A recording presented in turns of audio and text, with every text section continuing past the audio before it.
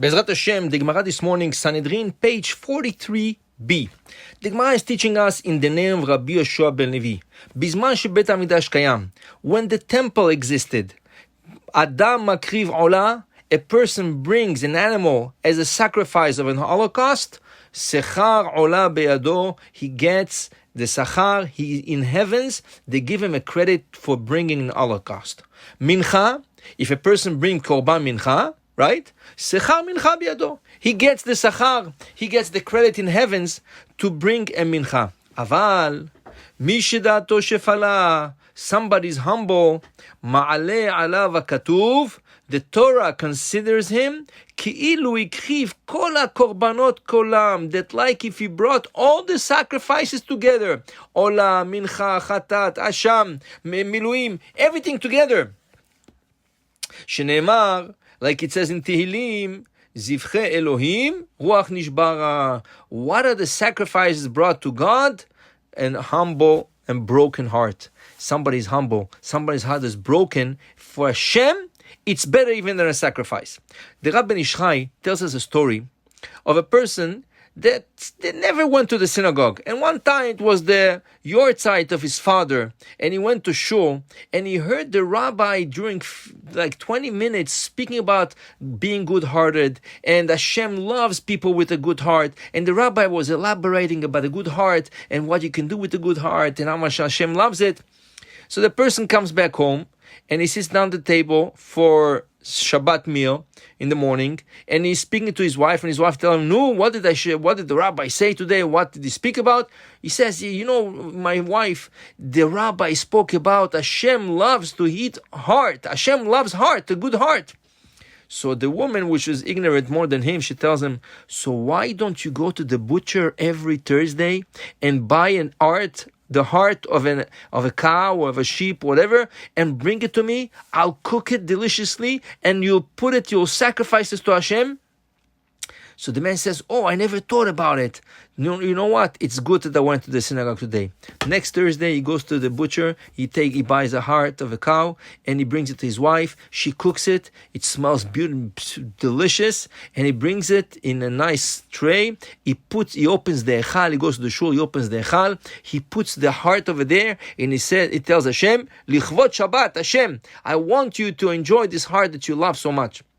The gabbai comes in Thursday night, and he smells the shul. It has a good smell of food. He says, "Where is the smell coming from? We don't have a kitchen over here." And he goes all around. He couldn't find anything. Okay, why does he come to shul? The gabbai comes to shul. They prepare the Sefer Torah for Shabbat. He opens the echal, and he's about to take out the Sefer Torah. He sees in front of his eyes a tray with something cooked inside. It smells delicious. And he says, "Wow, who would put such a good thing over here? But if I leave it here, it's going to spoil." So he decides to take it for Shabbat. He arranges the Sefer Torah. He brings the food home, but he wonders who put this food in the echal. Shabbat comes. This fellow man that brought the heart to Hashem decided to go the second Shabbat to the shul. He goes and he waits impatiently when we take out the Torah. They open the ark, and what does he see? The plate is not there. He comes back home so happy and tells his wife, "You know, Baruch Hashem, Hashem accepted our offering. He ate the whole thing. Nothing is left." And his wife believes him. He says, "Wow, you know what? Why don't we do it every week?" And he tells her, "With pleasure. If this is what Hashem likes and we can offer it for him, why not?" The next Shabbat, the same thing repeats himself. He buys a heart on Thursday. She cooks it. He brings it to the echal. The gabbai comes and finds it the second time. But the gabbai says, "Listen, this is not something normal." So the third week, the gabbai decided to come Thursday morning and stay there the whole day to follow this stranger that puts food in the echal. And what does he see? He sees towards the afternoon, this fellow man comes with a plate, with a heart inside cooked. The plate smells delicious. He opens the echal. He prays to Hashem, "Hashem, here is your portion for Shabbat. And enjoy as you enjoy the other ones." So he understands this ignorant is the one who putting the heart in the echal. He started to scream at him. He told him, "You're ignorant. You crazy man. You really think Hashem eats? You really think Hashem took your offering? I'm the one who took the offering home to me. And this man is devastated. He hears all the insults and everything would happen. He goes back home and he tells his wife he doesn't want to go to shul anymore. And his wife also, she was like crying. They tried to do such a good thing and it didn't work out. Friday night comes and this Gabbai that screamed on this man has a strange dream.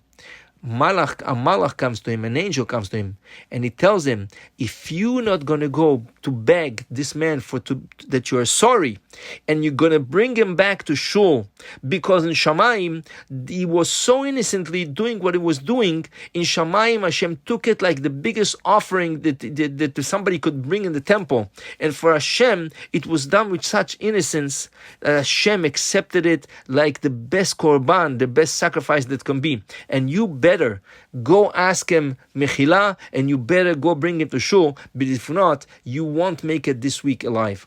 Right away he wakes up and he couldn't believe himself. He goes running to this man's house. He knocks on the door. He cries to him. He begs him and he's asking for sorry, for mechila. And he tells him, this is the dream I had. And you should know that Hashem accepted your offering, right? Even though physically he didn't eat it, I took it home. But in Shamayim, that was an offering to Hashem. To tells you, Hashem needs good heart. But the problem is, some people think they can buy everything off with a good heart. Which means, you tell a person, why don't you put tefillin this morning? No, listen, I have a good heart. Hashem knows I do nothing wrong. I don't steal, I don't kill, I don't smoke, I don't drink. I have a good heart, I have a good heart. Listen, why don't you do Shabbat? No, listen, Hashem knows my good intention in my heart. I think only good stuff. I don't do harm to anybody. Good heart, good heart.